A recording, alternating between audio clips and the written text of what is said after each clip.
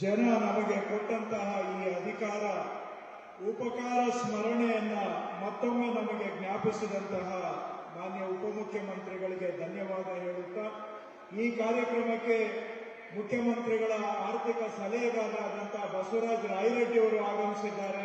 ಅವರಿಗೆ ಸ್ವಾಗತಿಸ್ತಾ ಇದ್ದೇನೆ. ಹಾಗೆ ಶಾಸಕರುಗಳಾದಂತಹ ಕೋನ್ ರೆಡ್ಡಿ ಅವರು ಬಂದಿದ್ದಾರೆ, ಅವರಿಗೆ ಸ್ವಾಗತ. ತರೀಕೆರೆ ಶಾಸಕರಾದಂತಹ ಶ್ರೀನಿವಾಸ್ ಅವರಿಗೆ ಸ್ವಾಗತ.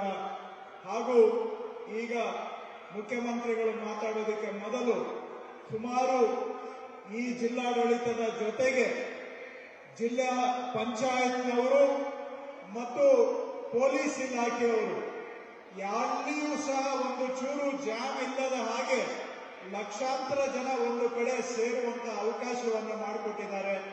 ಐಜಿ ಅವರಿಂದ ಹಿಡಿದು ಎಸ್ಪಿ ಅವರಿಂದ ಹಿಡಿದು ಎಲ್ಲ ಪೊಲೀಸ್ನವರಿಗೂ ಕೂಡ ಸೂಕ್ತ ವ್ಯವಸ್ಥೆ ಮಾಡಿಕೊಟ್ಟಿದ್ದಕ್ಕಾಗಿ ಯಶಸ್ಸಿಗೆ ಅವರಿಗೆ, ಜಿಲ್ಲಾ ಪಂಚಾಯಿತಿಯವರಿಗೆ, ಪ್ರತಿಯೊಬ್ಬರಿಗೂ ನನ್ನ ಧನ್ಯವಾದಗಳು.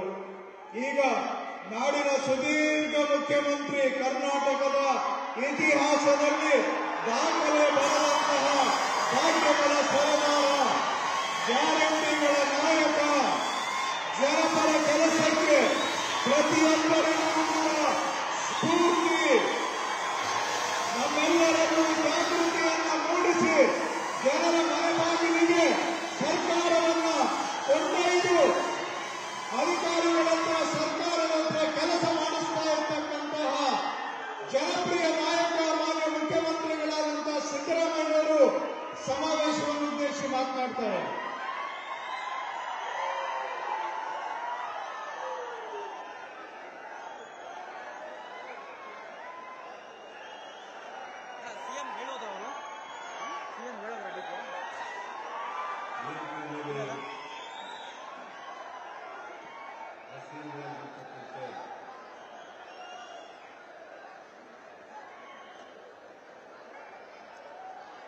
ರಾಜ್ಯದ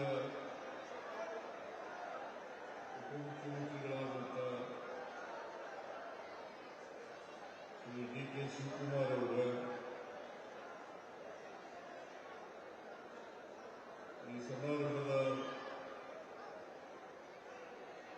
ಅಧ್ಯಕ್ಷರು, ಕರ್ನಾಟಕ ವಿಧಾನಸಭೆಯ ಉಪಾಧ್ಯಕ್ಷರಾದಂಥ ನಿರ್ಭೀತ, ನಿಷ್ಪಕ್ಷಪಾತ, ವಿಶ್ವಾಸಾರ್ಹ ಸುದ್ದಿಗಳಿಗೆ ಮತ್ತೊಂದು ಹೆಸರಾಗಿರುವಂತ ನ್ಯೂಸ್ 18 ಕನ್ನಡ ಈಗ ಆಪ್ನಲ್ಲೂ ಲಭ್ಯವಿದೆ. ದಯವಿಟ್ಟು ಇಲ್ಲಿರುವಂತ QR ಕೋಡ್ ಸ್ಕ್ಯಾನ್ ಮಾಡಿಕೊಂಡು ಆಪ್ ಡೌನ್ಲೋಡ್ ಮಾಡೋದಕ್ಕೆ ಮರಿಬೇಡಿ. ನಿಮ್ಮ ಬೆಂಬಲ ಹೀಗೆ ಸದಾ ನಮ್ಮೊಂದಿಗಿರಲಿ. ಧನ್ಯವಾದ.